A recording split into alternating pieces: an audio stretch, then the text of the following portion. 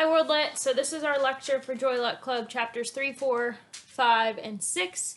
I know that if you're looking right now, you're like, Mrs. Simpson, those posters are backwards. I can't see them. Well, I'm uploading a picture of both of them close up so that you have them as I go through them. These are the same ones that we had in class, and I just brought them home and I'm adding to them as we read through. So what I'm going to do is I'm going to go through each of the chapters, kind of go over brief plot structure, what happened, and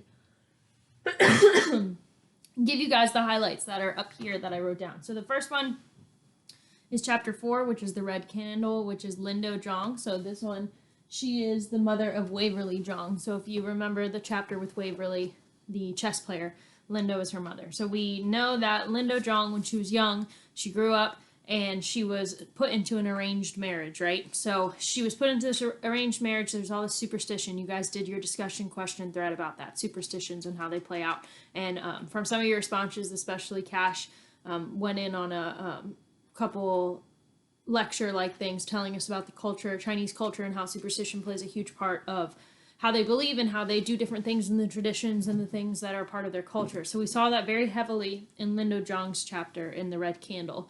Some big things that we saw was within her arranged marriage on the day of her wedding day, she woke up and it was raining, right? And there was a whole war going on. A lot of people who RSVP'd weren't able to come, which on itself was a bad omen. So the mother of the man that she was chosen to marry, because his family was at a higher social status than her family, right? Remember, her family had to leave her there when she was older because their house got flooded from the mud and they couldn't afford to repair it, so they left her with her arranged marriage family, and she was with them, kind of a servant almost for this family, until she was old enough to marry their son. And even still then, she was treated like a servant, right? She almost was so headstrong into it that she believed that she liked it. She wanted to please his mother. She wanted to please him. She wanted him to feel loved by her cooking and cleaning and sewing. We find out later in the marriage. So on the actual day of the marriage, the red candle, the reason why that's the name of the title, what is it? Why is that the reason? We know it's because there's supposed to be a candle burning the night after the wedding, and on both sides it's a flame, and it represents the husband and the wife. And if by their tradition, if one of the flames go out, then the marriage is doomed and it's not supposed to work out.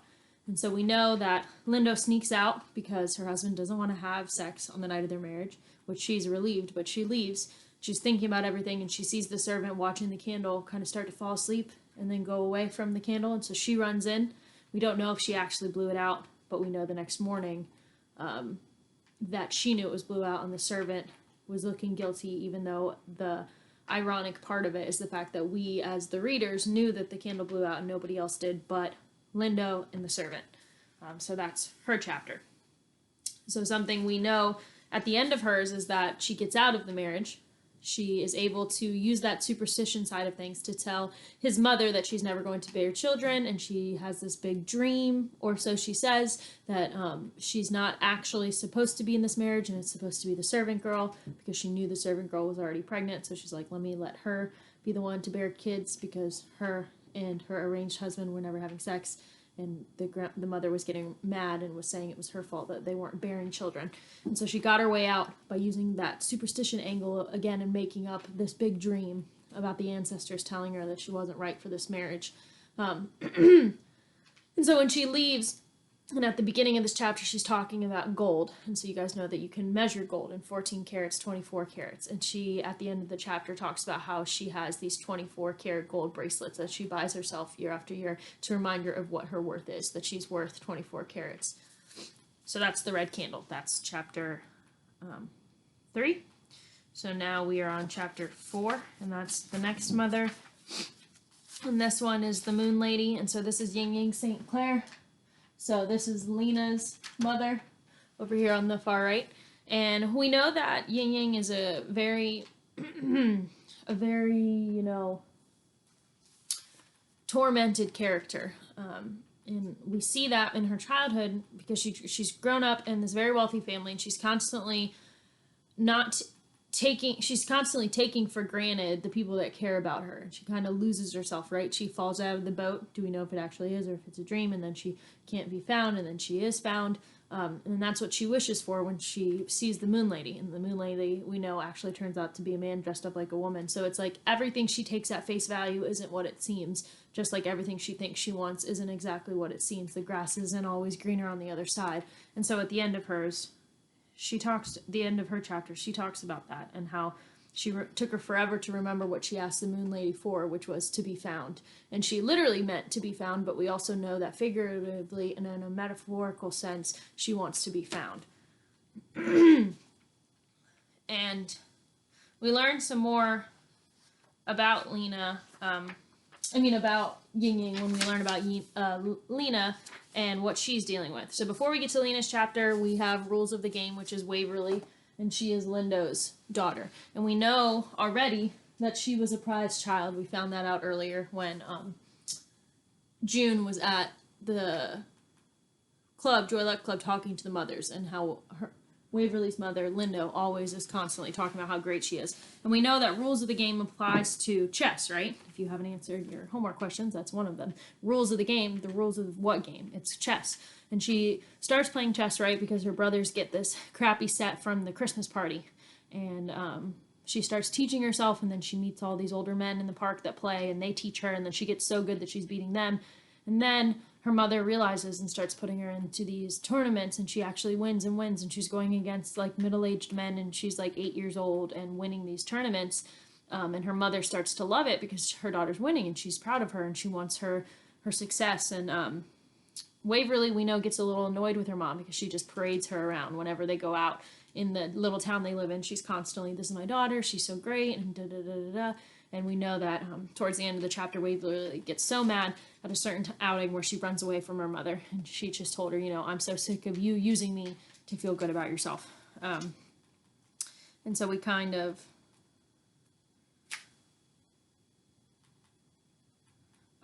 see that in her way, that kind of tension between her and her mother, right? Even though she was the prized child. I mean, her brothers had to do her chores when she started getting really good at chess.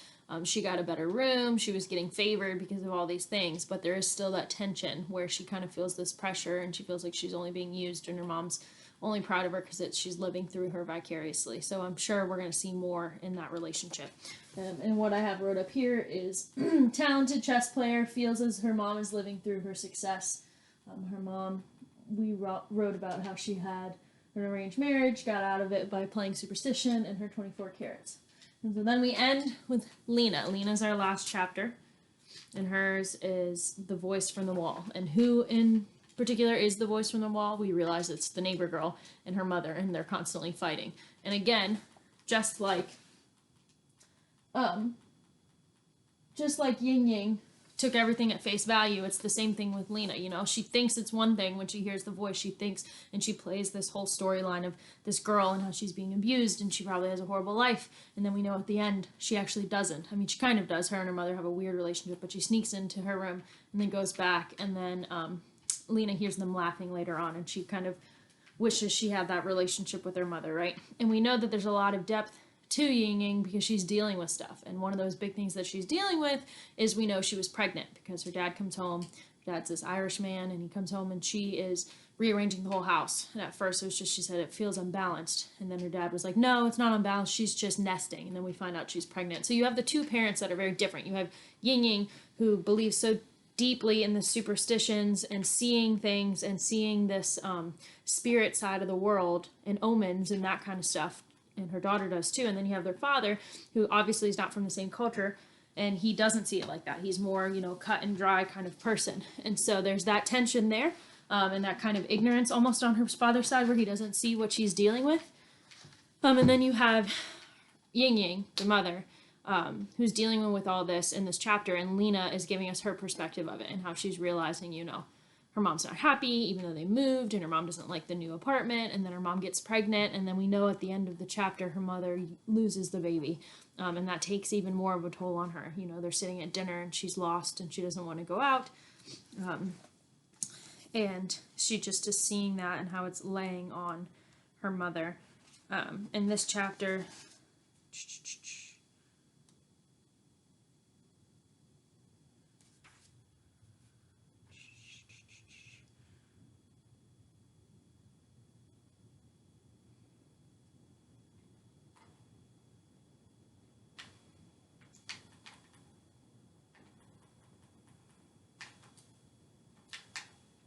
Yeah, and it ends with this crazy dream or vision she has.